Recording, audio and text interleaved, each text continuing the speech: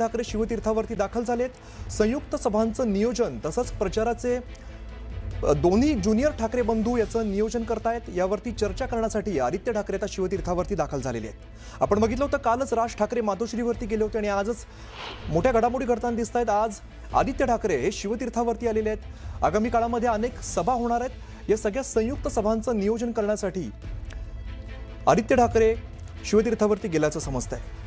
सुमित सावंत आमचे प्रतिनिधी आपल्याला अधिकची माहिती देतात। सुमित, आता एकंदरीतच हालचालींना वेग आलेला दिसतोय, घडामोडींना वेग आलेला दिसतोय।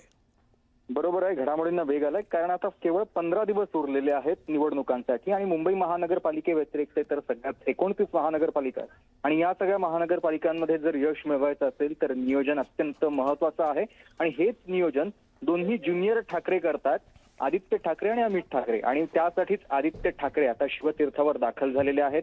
या दोन्ही बंधूंमध्ये पुन्हा एकदा चर्चा होईल कसं नियोजन करायचंय, कारण जसं आपण मगाशी सांगितलं होतं की 4 तारखेला एक जाहीरनामा दोन्ही ठाकरे बंधू म्हणजे सिनियर ठाकरे बंधू प्रसिद्ध करतील, त्यानंतर त्यांच्या संयुक्त सभा होणार आहेत। पण त्या व्यतिरिक्त या मोठमोठ्या सभांव्यतिरिक्त प्रत्येक वार्डात पोहोचणं, प्रत्येक मतदारापर्यंत पोहोचणं गरजेचं आहे आणि ती जबाबदारी या 2 ज्युनियर ठाकरे बंधूंवर असणार आहे आणि म्हणूनच त्याचं नियोजन स्वतः ते करतात। इतर नेत्यांवर ही जबाबदारी न टाकता स्वतः या सगळ्या नियोजनावर चर्चा केली जाते आणि म्हणूनच आज आदित्य ठाकरे अमित ठाकरेंची भेट घेण्यासाठी शिवतीर्थावर पोहोचलेले आहेत।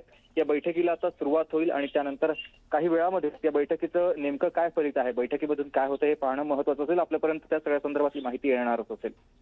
निश्चित सुमित, वेळोवेळी या संदर्भातली माहिती घेत राहू। तुर्तास धन्यवाद या माहितीसाठी।